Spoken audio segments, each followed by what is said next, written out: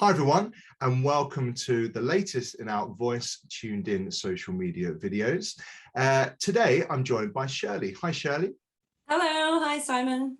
And Shirley is going to talk to us a little bit about improvisation in worship and in faith. So Shirley, do you want to introduce yourself to us, who you are, what you do? Yeah, hi everybody. I'm Shirley Richards, and I've known Simon for quite a long time now because me and my husband, we had four, well, our children are now all grown up, but two of them were involved in voice, Lydia and Chris, and had a wonderful time, an absolute ball being involved in voice. So thank you, Simon, for giving them that. And yeah, I live in Cheshire and I play the violin mainly and the piano a little, and I do some freelancing as a professional violinist. Amazing. Today you're going to talk to us a little bit about musical improvisation. So how did you get into improvisation yourself? Well, I have to say that I started quite young in improvising. Probably I would say when I was about 9 or 10, maybe. I used to go into my dad's very cold office, I seem to remember, where the piano was, and I would just experiment with all the sounds. I mean, what came out, I mean, I wasn't very good at the piano, so what came out sounded more like a horror film probably than anything else, but I just loved experimenting. Yeah, and then I went on to boarding school, and a friend of mine, when I was a teenager, in the evenings, we used to go into the big gym. It was an old gym, and we'd take our little tape recorder with us and put some music on. And actually, sometimes we'd just dance around, but we also took our violins and we played along, just anything. So that was fun. So I did enjoy just making up music, I suppose, as a teenager as well. Amazing. Did you ever get into trouble for going into the gym by yourselves? Well, no, we were allowed, actually. Oh, fantastic. Oh, that's so cool. Brilliant. So obviously improvisation is a skill, a gift that you've really flourished in and taken on as you've gotten older. So can you share a bit of how you've used improvisation in worship or as an expression of faith? Yeah, sure. So when I went to music college, and while I was at music college, I became a Christian. And one of my first experiences of improvising, I suppose we used to have CU meetings and people would bring their instruments along. And they were quite amazing times of worship, actually, where everybody would harmonize with singing and also playing their instruments. And also I got involved in the New English Orchestra. And at the end of every concert, we would take a Christian song and everybody would scatter around the audience and just improvise along to this Christian song. It was yeah, a wonderful, wonderful time. So yeah, so now I regularly play with my church worship group, and I just improvise. I don't just play the tunes. Half the time I can't remember what the tunes are anyway, so I just it's much easier improvising. But also I've been involved in a group called Epiphany, which actually specializes in improvisation. And one of the things that Epiphany does is sound portraits, where somebody sits in the middle and everybody just improvises around them, and it's you sort of play what you see in the person, a bit like a painter would paint a portrait. Those are very interesting experiences too. Have you had any specific moments? I mean, you mentioned a couple there, but how you feel like your improvisation has connected into worship or been brought something prophetic to someone? Maybe God has used your improvisation in a particular way. Have you got any examples of that?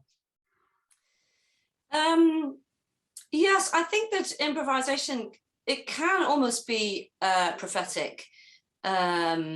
Certainly when you're playing for somebody, I think that the Holy Spirit sometimes lays something in your heart, and you might just play something and you don't quite know where it's come from. Like it it might sound like a particular, it might sound a bit Scottish, or it might sound a bit Iranian or something. And sometimes that person might say at the end, oh gosh, I didn't realize that.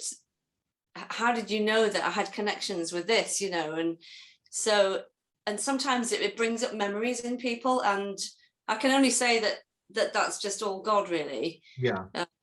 Yeah, sure. Remarkable.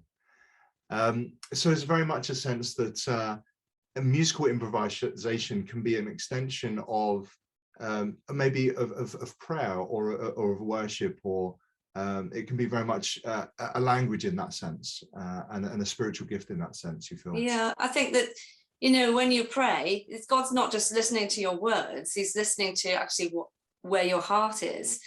And you obviously, you don't need to use words to express your heart. Your heart could just be feeling sad about something and pouring your heart out to God for a particular situation. And that's just as much prayer as actually the words, really. Yeah, absolutely. And the encouragement that God can speak through us to others too, through our gifts, is really wonderful, really powerful. So there might be some of our young people watching this video who would like to give improvisation a go themselves. Would you have any top tips for them in maybe how they can get into that? Yeah, sure. I would say that anybody can do it. And it's more just a question of having courage and having a go. I would certainly start by going into your room on your own and putting some worship on YouTube or on a CD or whatever. And actually, the first thing to do is to just sing along, and not to sing the tune, but, well, not everybody can sing, I suppose, but most people can sing okay. But having a go at harmonizing, just singing something else other than the tune. And then once you've done that in a little bit, get your instrument out and just play along. I mean, if you're doing it in your own room, a bedroom or whatever, and there's nobody listening, then it doesn't matter if you play lots of wrong notes. But certainly as a violinist, I find the easiest thing to do is to just play very fluidly, so that if you play a note that doesn't sound quite right, you just pass along past it onto one that does, so that in a sense there's no wrong notes. But I would say that actually a lot of modern worship songs use very few chords, so it's actually really easy to improvise to them. Yeah. If you're going to try to improvise along to one of the old hymns where it like changes chord every note, even I can't do that, except with one or two hymns that I know really well. I mean, you can follow the chord symbols, and obviously having a knowledge of the chords, that's basically a chord is made up of the first, the third, and the fifth of the scale. Once you know that, then you can follow chord symbols and just play one of the notes in the scale. But I think probably the best thing to do is to just do it intuitively and listen. And once you've done it on your own a few times, just try it very tentatively with others.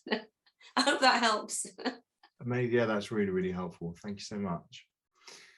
Well, Shirley, thank you for your time today, and thank you for sharing your gift and your experience with us. That's really, really helpful. So thank you so much.